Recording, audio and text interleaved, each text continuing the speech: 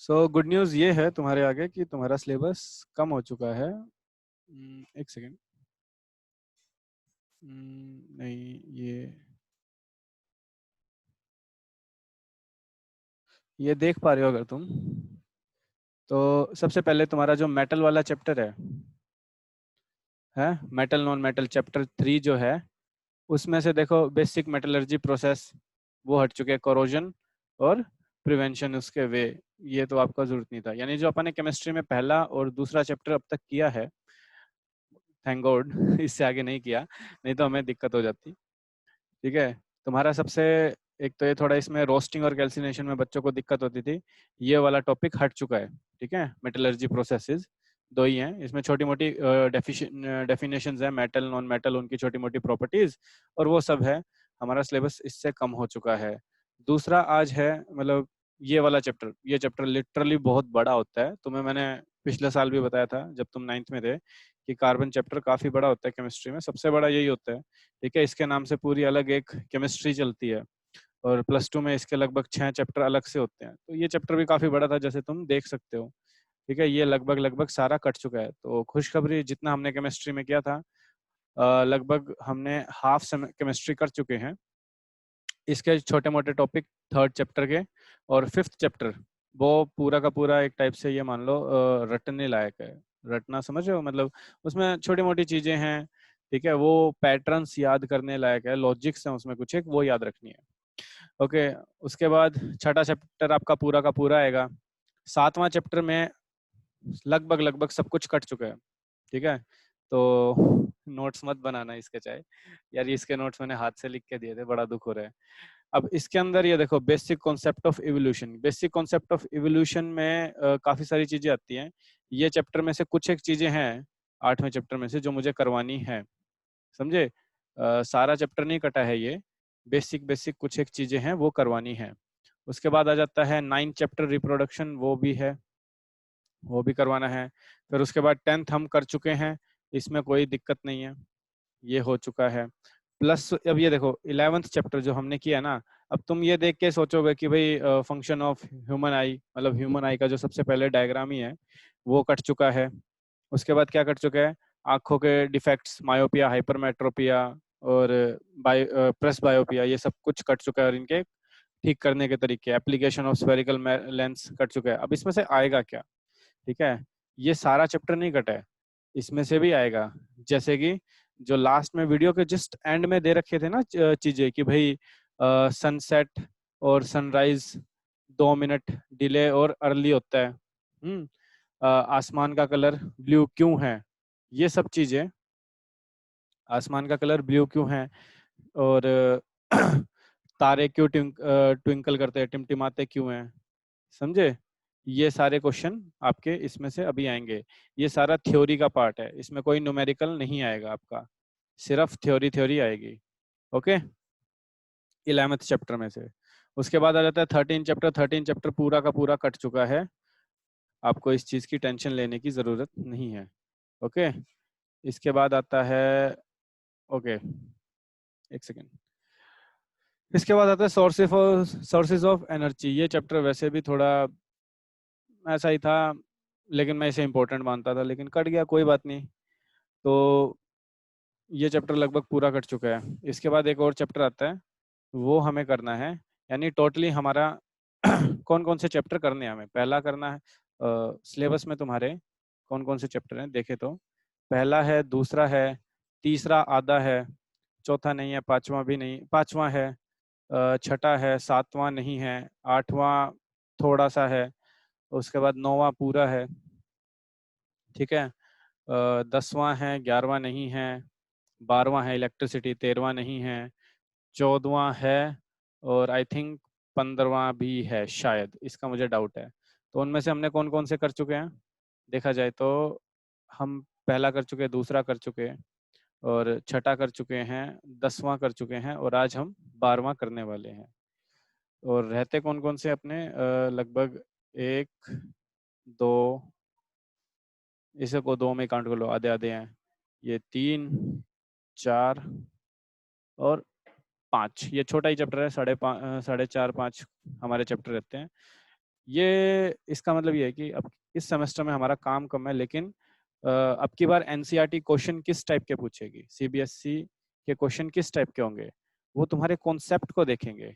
जो मैं हमेशा से तुम्हें फोर्स करता हूँ उसके ऊपर करो, रटने के ऊपर मत जाओ, ठीक है। चलो 11th चैप्टर का जो कुछ एक क्वेश्चन है वो तो रटने लायक ही है, ठीक है, उसमें आप कोई चेंज कर नहीं सकते, ना क्वेश्चन में चेंज होने वाला, ना ही आंसर में चेंज होने वाला। ओके, इस चैप्टर में तो 11th में तो बाकियों में बहुत सारी चीजें है, जैसे आपको 10th के और प्लस 10th और 12वें चैप्टर के, 12th चैप्टर के आपको न्यूमेरिकल सारे के सारे अच्छे से आने चाहिए। इसका कॉन्सेप्ट 10th के वाले की प्रैक्टिस करो, इनमें से पक्का और पक्का न्यूमेरिकल न्यूमेरिकल में से लगभग लगभग 6 से 10 नंबर का आराम से आएगा अब की बारी, बिल्कुल आराम से आएगा। तो अगर इन दोनों के, अगर आपने न्यूमेरिकल न्यूमेरिकल कर लिया तो 10 नंबर तो आपके यूं हो जाएंगे। यहाँ से आपको पता है घुमा फिरा के आपके क्या होगा, डेफिनेशंस होंगी, नहीं तो रिएक्शंस याद होनी चाहिए। सेकंड में भी सारा का सारा खेल रिएक्शन का है। इसमें मुश्किल से 3 से 5 क्वेश्चन बनते हैं, वो मैं बहुत अच्छे से करवाऊंगा आपको, ठीक है। मेनली यही है कि इस पीरियोडिक टेबल की एडवांटेज क्या थी, लिमिटेशन क्या थी, वगैरह वगैरह, ठीक है। बहुत सारी पीरियोडिक टेबल बनी है हमारे आज तक में, तो अब तक जो चल रही है उसे मॉडर्न पीरियोडिक टेबल कहते हैं। ये चैप्टर है जो आपको अच्छा घुमाएगा, इसमें आपको कॉन्सेप्ट की अच्छे से जरूरत होगी, क्योंकि इसमें न्यूमेरिकल है नहीं, तो वो आपको कहाँ घुमा सकता है छठे चैप्टर में, लाइफ प्रोसेस में, कॉन्सेप्ट्स में घुमा सकता है। उसके बाद है ये वाला कोई इतना इंपॉर्टेंट नहीं है, इसमें लिमिटेड डेफिनेशंस ही आएंगी, 8वें चैप्टर में से सिर्फ और सिर्फ डेफिनेशन ही आएगी। ओके,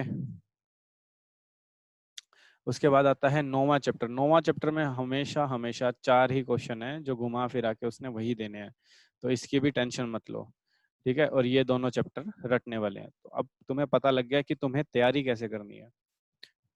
किसी का कोई डाउट? No sir. ओके, तो तुम्हें अब पता लग गया है कि तुम्हारा सिलेबस सब कैसे चलने वाला है, और क्या क्या चीज़ हमें करनी है, क्या क्या चीज़ हमें नहीं करनी है। ओके, तो आज हम करने जा रहे हैं इलेक्ट्रिसिटी चैप्टर। एक सेकेंड, एक सेकेंड बस। 1 2 3 स्टार्ट। ओके, आज हम करने जा रहे हैं इलेक्ट्रिसिटी चैप्टर। इलेक्ट्रिसिटी होता क्या है?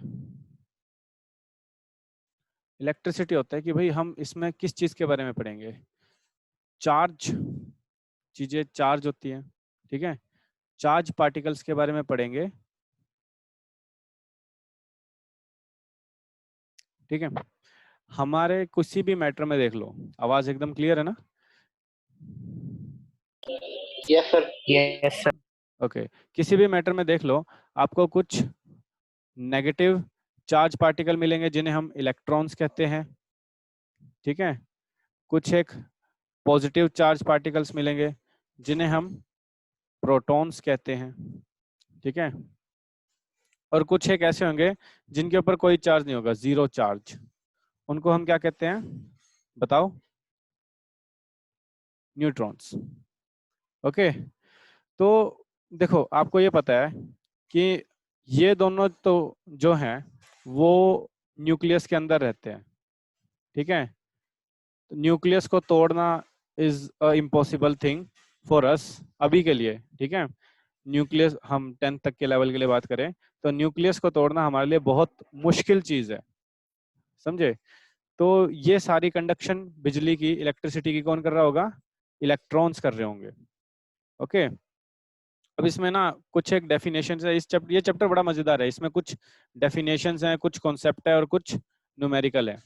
ओके, तो सॉरी न्यूमेरिकल एन से बनते हैं सो सबसे पहले हम शुरू करते हैं कुछ बेसिक डेफिनेशन से, ठीक है। इलेक्ट्रिक चार्ज, इलेक्ट्रिक चार्ज होता है किसी चीज पे कोई चार्ज हो, ठीक है, इसको हम डिनोट करते हैं, किससे करते हैं बताओ? ईशान तुम बताओ, तुमने लेक्चर लगाया है, इलेक्ट्रिक चार्ज को हम किससे डिनोट करते हैं? एक मिनट सर। क्यू से करते हैं। ओके, हाँ संजना तुम बताओ। ईशान तुम्हारी आवाज आ रही है। हाँ ईशान, संजना तुम बताओ मुंह बोल सर के। क्यू से करते हैं। हाँ क्यू से करते हैं। क्यू से चलते हैं। और इसका यूनिट क्या होती है, चार्ज की यूनिट क्या होती है? कॉलम। कूलम्ब। कॉलम। ठीक है, अब देखो सबसे छोटा छोटा चार्ज पार्टिकल हमारे पास क्या है? एक इलेक्ट्रॉन। एक इलेक्ट्रॉन पे लगभग कितना चार्ज होता है? 1.6 इंटू 10⁻⁻19 कूलम। ये चीज आपको याद होनी चाहिए, ठीक है, ये इंपॉर्टेंट है। ओके, एक इलेक्ट्रॉन पे कितना चार्ज होता है? 1.6 इंटू 10⁻19, ये माइनस है, याद रखना ये माइनस है, कहीं प्लस का करके आ जाओ, -19 कूलम। अब एक प्रोटॉन पे कितनी होती है, कौन बताएगा? संजना। Yes sir. हाँ, एक प्रोटॉन पे कितने चार्ज होता है बताओ?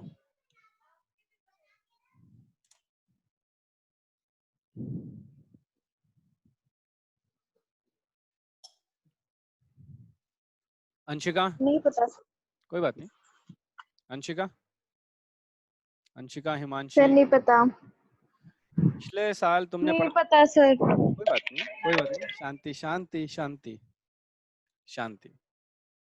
ठीक है, आपको ये पता है इलेक्ट्रॉन पे चार्ज कैसा होता है? नेगेटिव, अभी बात करी थी। ठीक है, ये जो चार्ज है ना ये नेगेटिव है, नेगेटिव 1.6 इंटू 10⁻⁻19 कूलम। ओके, आपको याद रखना है इलेक्ट्रॉन जो होता है वो प्रोटॉन का उल्टा होता है, या फिर प्रोटॉन इलेक्ट्रॉन का उल्टा होता है। तो इसके पास क्या होगा? Positive 1.6 into 10⁻⁻19 coulomb. ओके, जितना इसके पास नेगेटिव चार्ज होगा उतना इसके पास पॉजिटिव चार्ज होगा, तभी तो हमारा जो एटम होता है वो न्यूट्रल होता है। क्यों? पॉजिटिव नेगेटिव चार्ज आपस में एक दूसरे को कैंसल आउट कर देते हैं। ओके, किसी को कोई doubt? No sir. Okay, that's good. तो आगे चलते हैं। यहां तक क्लियर ना? इसको नोट डाउन कर लो अपने एक बारी।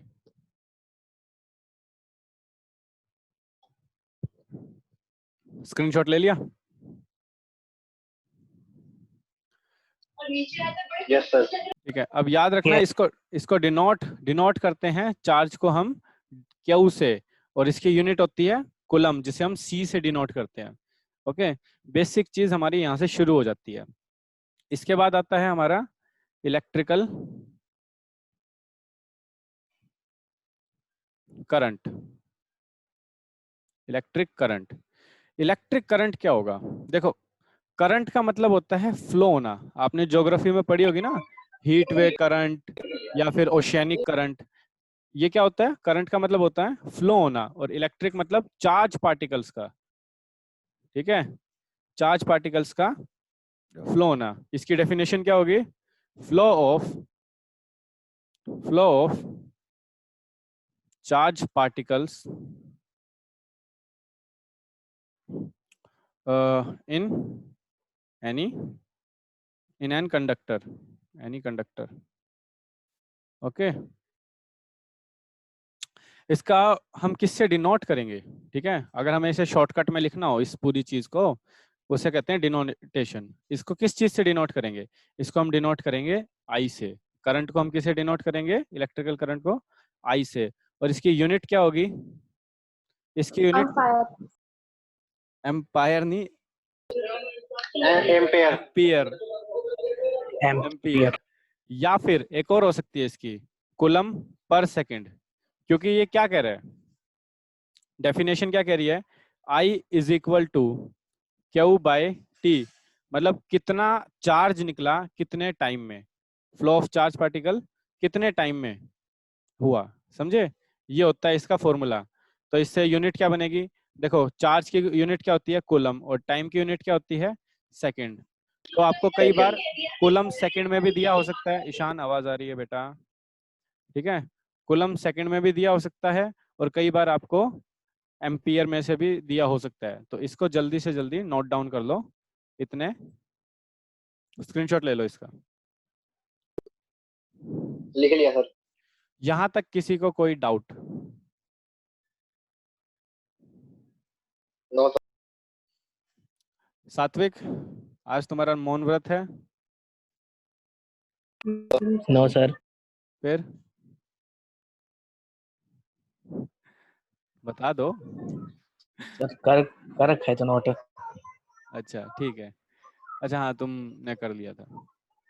ओके, इसके बाद आता है, इस चैप्टर में कुछ भी होगा ना वो उसका नाम शुरू ही इलेक्ट्रिक से होगा, तो इलेक्ट्रिक वोल्टेज कह सकते हैं, ठीक है, या फिर हम क्या कह सकते हैं, electrical potential difference. Difference. Okay, so electrical voltage या फिर इलेक्ट्रिकल पोटेंशियल डिफरेंस क्या होता है? देखो, चार्ज पार्टिकल्स आपके वायर के अंदर होते ही है, वो जब एक पर्टिकुलर डायरेक्शन में बहने लग जाते हैं ना, तब इलेक्ट्रिसिटी पैदा होती है। अब आपने कई बार अपनी लाइफ में ये चीज देखी होगी, तुम ये चीज करते भी होगे कि स्केल को अपने सर पे रगड़ते हो तो जो वो होते हैं छोटे छोटे कागज के टुकड़े वो चिपक जाते हैं उसके। Yes sir. ये सब क्यों हुआ? क्योंकि जो चार्ज पार्टिकल्स है ना वो एक पर्टिकुलर डायरेक्शन में मूव करने लग जाए। अब ये देखो, बटन जब हम दबाते हैं तभी जो है इलेक्ट्रिसिटी चलनी क्यों, मतलब कोई चीज वर्क क्यों करती है? चार्ज पार्टिकल वैसे हमारी कंडक्टर, ये तार समझ लो, इस तार के अंदर होते हैं, लेकिन वो रैंडमली घूम रहे होते हैं, कोई इधर कोई उधर, तो उनका जो टोटल फ्लो है ना वो जीरो हो जाता है, ठीक है, क्योंकि हर एक एक दूसरे को काट रहा होता है। समझ में आया? जैसे ही इसके साथ हम बैटरी जोड़ देते हैं तो ये एक पर्टिकुलर डायरेक्शन में बहने लग जाते हैं, तो इधर या इधर। ओके, तो वो जो बैटरी है वो क्या काम कर रही है? वो वोल्टेज प्रोवाइड कर रही है, या फिर हम क्या कहें, पोटेंशियल डिफरेंस प्रोवाइड कर रही है, जिसकी वजह से जो इसके अंदर चार्ज पार्टिकल थे ना वो बहने लग जाए। अब जैसे कि इसको मान लो, ये पानी है, पानी देखो ये कहीं मूव कर रहा है? नहीं कर रहा ना। जब तक मैं इसे एक पोटेंशियल डिफरेंस ना दूं, इसे एक कोई डिफरेंस ना दूं, देखो ये खाली है, समझे, जब तक मैं इसे एक ये डिफरेंस ना दूं तो ये बह के इसके अंदर जाएगा ही नहीं ना, समझे। तो पोटेंशियल डिफरेंस की वजह से करंट प्रोड्यूस होता है, ये चीज याद रखना, पोटेंशियल डिफरेंस की वजह से करंट प्रोड्यूस होता है, समझे क्यों? क्योंकि वो क्योंकि वो एक उसको बहाव, चार्ज पार्टिकल्स को बहने के लिए मजबूर करता है। जब हम वोल्टेज लगाते हैं, बैटरी लगाते हैं, सेल लगाते हैं, तो वो एक, आपने देखा होगा ना, बैटरी उल्टी लगा दोगे तो सेल, मतलब वो जो डिवाइस है वो काम नहीं करेगा। रीजन क्या है? क्योंकि एक पर्टिकुलर डायरेक्शन पे चलने पे ही चीजें काम करती हैं। तुम घड़ी के सेल उल्टे लगा दो, रिमोट के सेल उल्टे लगा दो, समझे, तो वो काम नहीं करेंगी, क्योंकि फ्लो ऑफ चार्ज एक पर्टिकुलर डायरेक्शन में हो तो वो काम करता है, ठीक है। याद रखना, वोल्टेज से करंट पैदा होता है। अब इससे इसकी डेफिनेशन पता लगेगी। वोल्टेज क्या है? वोल्टेज है या फिर पोटेंशियल डिफरेंस है, it is the work done by a cell और battery to move a charge particle from one point to another point. Okay, ये क्या है? एक सेकेंड, वोल्टेज क्या है? वोल्टेज या पोटेंशियल डिफरेंस क्या है? कि भाई वोल्टेज और पोटेंशियल डिफरेंस को हम कैसे नाप सकते हैं? पहली बात तो कि भाई इस बैटरी ने कितना काम किया, ठीक है, बैटरी या सेल ने कितना काम किया किसको, चार्ज पार्टिकल को मूव करने के लिए एक पॉइंट से दूसरे पॉइंट तक। ओके, ये चीज समझ में आई? ये इसकी पर्टिकुलर डेफिनेशन है, और इसको हम डिनोट किससे करते हैं? इसको हम डिनोट करते हैं, इलेक्ट्रिकल वोल्टेज को हम डिनोट करते हैं V से। वी से। ठीक है, V। ओए यार, तुम पेन वैन चलाना बंद करो, मैं पिटाई कर दूंगा तुम्हारी। ओके, और इसका फॉर्मूला क्या होता है? इसका फॉर्मूला होता है work done by time. W, work, जैसे इसकी डेफिनेशन है, वर्क डन बाय टाइम नहीं, कूलम, कितना काम किया चार्ज। कितने चार्ज को मूव करने के लिए। तो इसकी यूनिट क्या बनेगी? इसकी यूनिट बनेगी वर्क की क्या होती है? जूल। वोल्ट। वो तो बनेगी एट द एंड में। वर्क डन की क्या होती है? जूल। और कुलम की क्या होती है, सॉरी चार्ज की क्या होती है? कुलम। तो एक सी। क्या बनी? Joule per coulomb. जूल पर या कूलम। फिर इसे और क्या कह सकते हैं?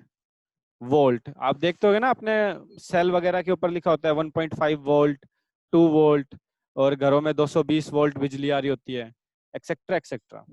समझे? यहां तक किसी को कोई डाउट है तो बताओ।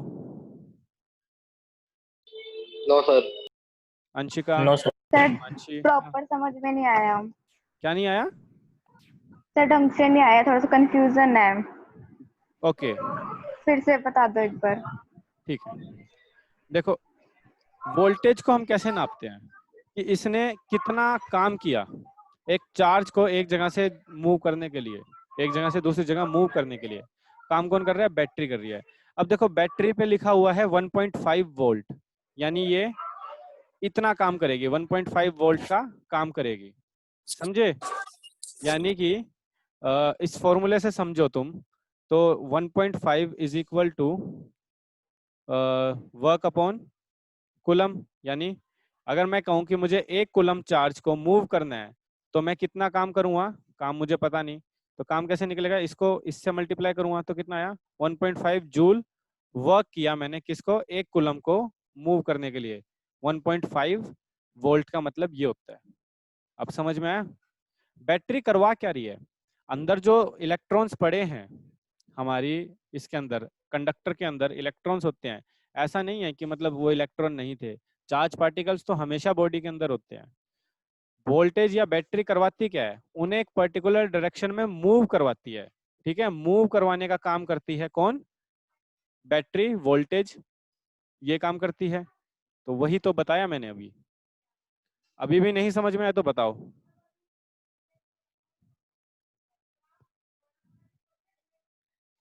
अंशिका? सर आ गया। जबरदस्ती मत करो, बता दो। नहीं सर, अब तो आ गया। ठीक है, याद रखना, कभी भी सेल या बैटरी जो है वो इलेक्ट्रॉन्स प्रोवाइड नहीं कर रहे कंडक्टर को। ठीक है, बिजली की तार के अंदर वो कभी भी इलेक्ट्रॉन्स नहीं डाल रहे, वो इलेक्ट्रॉन्स को एक डायरेक्शन के अंदर मूव करवा रहे हैं। ओके, कहीं सोचो कि बैटरी के अंदर इलेक्ट्रॉन का भरमार पड़ा है, मतलब पड़ा तो है, पड़ा तो है, लेकिन वो ऐसा नहीं है कि इलेक्ट्रॉन्स इसमें बह रहे हैं। समझे? आगे +2 में ये नॉन मेडिकल में पूरा का पूरा इसके 2-3 चैप्टर आएंगे, आराम से पढ़ लेना इसके बारे में। स्टार्टिंग के 2 से 3 चैप्टर फिजिक्स के यही है। ओके, अभी भी किसी को कोई डाउट? ये लिख लो, ये नोट डाउन कर लो। ठीक है, इसमें सीधा पूछ सकते हैं कि इसका फॉर्मूला क्या है, यूनिट क्या है, वगैरह वगैरह। वोल्ट को हम और क्या कह सकते हैं? जूल पर कूलम कह सकते हैं। ठीक है, ये लिख लो। स्क्रीनशॉट ले लिया? लिख लिया सर। Yes sir. ठीक है, इसके बाद आ चुका है। अब इसके बाद आता क्या है? इसके बाद आता है इलेक्ट्रिकल सर्किट। Electrical circuit. अरे ओम स्लो नहीं था। सर्किट भी तो था भाई, कोई नहीं, ओम्स लॉ भी आ जाएगा, चिंता ना करो। इलेक्ट्रिकल सर्किट क्या होता है? जिसके अंदर पावर सप्लाई, पावर सप्लाई किस किस के साथ जुड़ी हो? एक पावर सप्लाई हो, ठीक है, वो एक लोड के साथ जुड़ी हो, की हो उसके अंदर, ठीक है, कनेक्टिंग वायर्स हो, और एक लोड हो, सॉरी लोड तो हो चुका है। ठीक है, ये कुछ एक मिनिमम चीजें होती है। अच्छा, एक चीज रह गई। करंट को नापने के लिए, इलेक्ट्रिकल करंट को मेजर करने के लिए एक डिवाइस हम यूज करते हैं, उसे हम कहते हैं एम मीटर। ठीक है, और उसको हम सर्किट में ऐसे दिखाते हैं, सर्कल के अंदर ए लिख के। इलेक्ट्रिकल वोल्टेज को या पोटेंशियल डिफरेंस को नापने के लिए हम किसका यूज करते हैं? वोल्ट मीटर का। ठीक है, जिसको हम कुछ इस तरीके से दिखाते हैं, मतलब सर्कल के अंदर वी। समझे? और इलेक्ट्रिकल चार्ज को हम इलेक्ट्रिकल चार्ज को हम किससे नापते हैं? गैल्वेनोमीटर से, जिसको हम कहते हैं जी। यहां तक किसी को कोई डाउट? क्योंकि एमसीक्यू में पूछ सकते नो हैं, सर। एमसीक्यू में पूछ सकते हैं कि इलेक्ट्रिकल करंट को कैसे नापते हैं? एमीटर से। इलेक्ट्रिकल वोल्टेज या फिर पोटेंशियल डिफरेंस को कैसे नापते हैं? वोल्ट मीटर से। और क्या कहते हैं, हमारा चार्ज को कैसे नापते हैं? गैल्वेनोमीटर से। ठीक है, ये कुछ इस तरीके से होते हैं जो, चलो ये आगे बताऊंगा। इतना नोट डाउन कर लिया ये?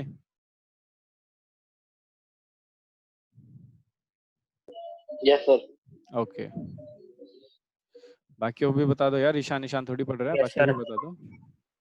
ठीक है, बता तो रहे हैं सर। ठीक है, ठीक है। अब इसके बाद आता है इस चैप्टर का सबसे इम्पोर्टेंट चीज, जो तुम्हारा 3 नंबर का क्वेश्चन पक्का लेके आएगी। अब तक जो चीज थी वो बेसिक था, समझे? ये जो अब मैं बताऊंगा ये आपका लगभग लगभग 3 नंबर का क्वेश्चन बनाएगा ही बनाएगा। ठीक है, ओम्स लॉ। ओम्स लॉ क्या है? पहली बात, ये किसने बनाया था? ये एक साइंटिस्ट है। देखो, साइंटिस्ट का काम कुछ नहीं, खोज करके अपना नाम चिपकाना होता है हर जगह पे। तो ये हमारे एक फिजिसिस्ट थे जिनका नाम था जॉर्ज ओम, उन्होंने बताया था। और ये क्या कह रहे थे? In this law, according to this law, according to this law,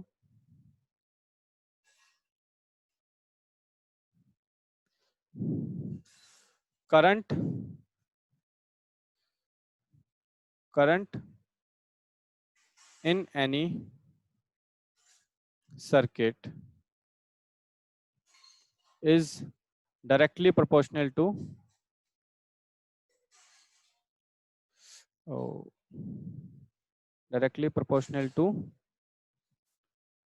voltage या potential difference applied। सीधी कहानी ये है, जितना वोल्टेज लगाओगे उतना ज्यादा करंट होएगा। घरों में आप देखते हैं कि भाई कई बार पीछे से वोल्टेज कम आती है तो घरों की जो लाइट है या पंखे कूलर है वो डिम चलने लग जाते हैं। या फिर आपने देखा होगा कि जो इन्वर्टर होता है, जैसे लाइट चली जाती है, इन्वर्टर पे बिजली होती है तो एकदम से लाइट बढ़ जाती है। समझे क्यों? क्योंकि इन्वर्टर ज्यादा करंट देता है, ज्यादा वोल्टेज पैदा करता है। समझे? अब ये क्या कह रहा है? I is directly proportional to V। Okay, अब इस प्रोपोर्शनैलिटी के साइन को हटाने के लिए हमें एक कांस्टेंट चाहिए। ठीक है, इस प्रोपोर्शनैलिटी के साइन को हमें इक्वल टू में बदलना है तो एक कांस्टेंट चाहिए। तो इक्वल टू लगा के हम क्या करेंगे? 1/r से मल्टीप्लाई कर देंगे। ठीक है, यहाँ पे R क्या है? R है रेजिस्टेंस। ठीक है, R है रेजिस्टेंस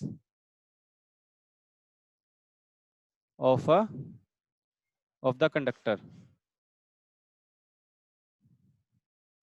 उस कंडक्टर का रजिस्टर है, रेजिस्टेंस है ये। इसकी यूनिट क्या होती है? डिनोट तो आपने देख लिया, इसे R से डिनोट करते हैं। इसकी यूनिट होती है ओम, जिसको हम कुछ इस तरीके से दिखाते हैं। ठीक है, ओमेगा के साइन से दिखाते हैं। ये ग्रीक वर्ड ओमेगा है।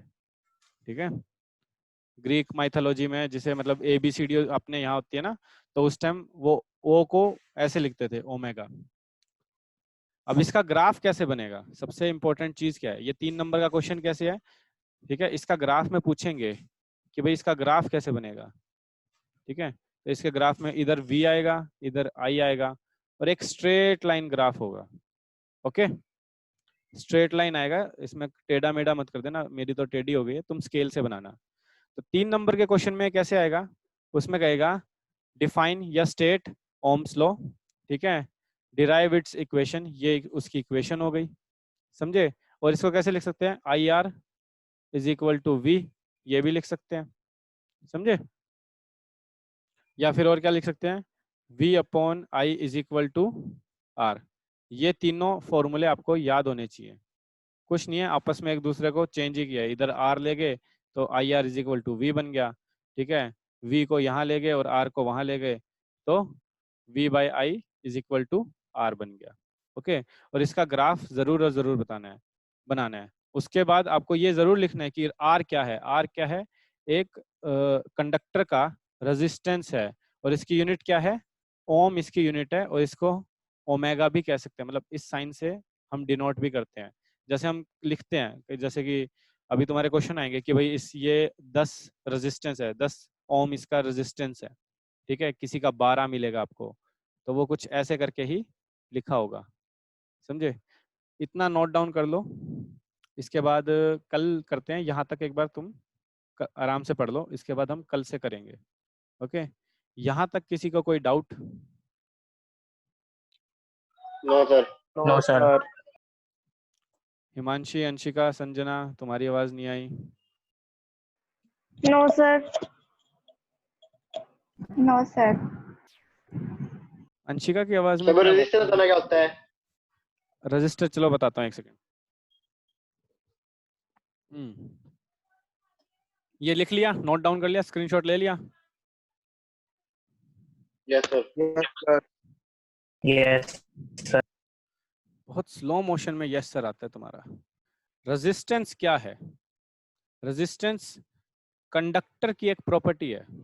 It is a property of a conductor, ठीक है, उसकी प्रॉपर्टी है जिसके अंदर क्या होता है, जिसके अंदर ये पता लगता है कि ये कितना करंट को फ्लो होने से रोक रहा है, करंट को, इलेक्ट्रिकल करंट को फ्लो होने से रोक रहा है, ठीक है, कम कर रहा है।